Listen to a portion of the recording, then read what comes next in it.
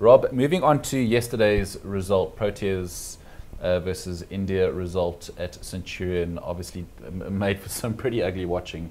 The Proteas getting completely hammered and skittled out by the Indian spinners, and messed up a lot of people's Sunday plans, mine included. I just wanted to ask you about that. First of all, the spin, it often seems to be the undoing of the Proteas. Are the Proteas too pace obsessed? Well, maybe. You know, there was a big argument going on even among some of the various observers and media during the game on Twitter and so on. I was involved in a few fiery debates with people around the suitability of that Centurion pitch, which interestingly Sunil Gavaskar, you know, one of India's all-time legends, did describe it as an Indian-like pitch. Now, of course, there are degrees to that, but what he was saying was that he was probably a little surprised that the pitch did look a little bit more subcontinental in character.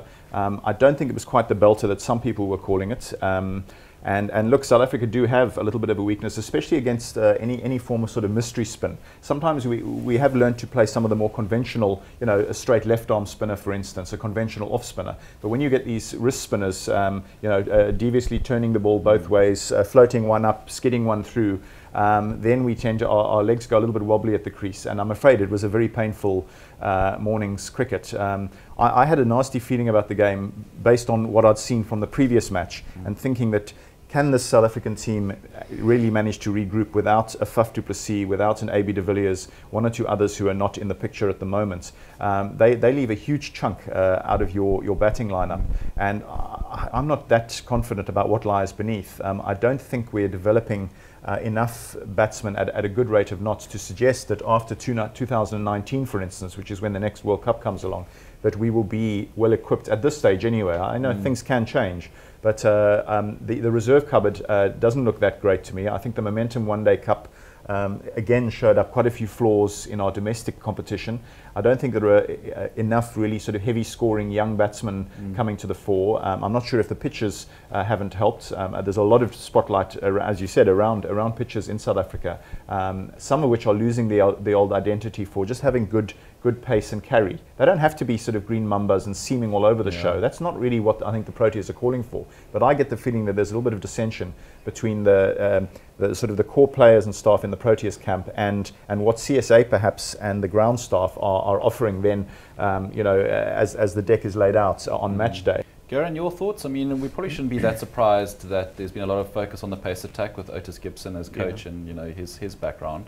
Do the Proteas also perhaps rely too heavily on the efforts of AB de Villiers and Faf du Plessis? And what do you make of Markram being appointed stand-in captain? Yeah, I mean, obviously a lot of talking points from this match. You know, I always feel like the Proteas' strength lies with their fast bowlers, especially when you've got a Dale Steyn there, Rabada, and Gidi's on the scene at the moment. Mork will obviously add something different with his height. And we've never really been great in the spin department. You know, we have one or two that have been good enough to play at international level, but never really stand out on the world stage. So when our bowling attack is firing, you know, that's when we're at our best. So when you prepare a wicket that the first ball goes through the keeper and he's taking it down at his laces, you start to worry, like, why is this sort of pitch been prepared? It's not playing to our strength. It's certainly going to favour or give India an equal chance, you know, away from home, where you've got the crowd against you and everything, foreign conditions, yet the pitch is sort of an equaliser. So that's always a bit of a surprise. But then having said that, you take out an AB de Villiers and Faf du Plessis out of any lineup in the world, you know, it's going to have an effect. They are world-class players in all formats of the game. You know, they've known each other since school days. They've grown up together. I think they get along fairly well. They bounce ideas off each other, having, you know, both been captain at various stages. So, you know, it was a blow when AB was ruled out. It was a double blow when Faf was ruled out. Ironically, both with finger injuries. Faf out for the rest of the whole series, plus the 2020, as Rob says. AB's only due to miss one more game, and then the pink test at the Wanderers on Saturday. He's had a great record. I think he broke the world record for fastest century during that match previously. So I wouldn't be surprised if he's back for that and he comes out guns blazing, and, you know, we do well in that game. Just finally, maybe just a word for Kaya Zondo. Shame making his debut in that kind of environment. I really felt for him, but he actually came away with the highest score. Rob? Yeah, he looked quite decent. He came in, as you say, things were looking very ropey at the time. A lot of pressure to actually knuckle down, and he did actually knuckle down for a while. but then of course also ended up playing a really suicidal shot.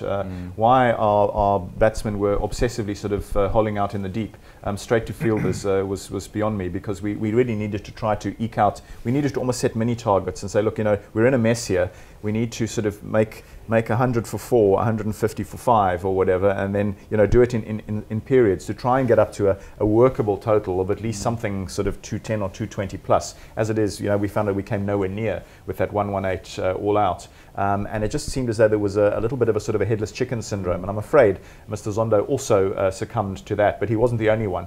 And as a rookie on debut, I suppose you can forgive him more than you might certain other more senior players.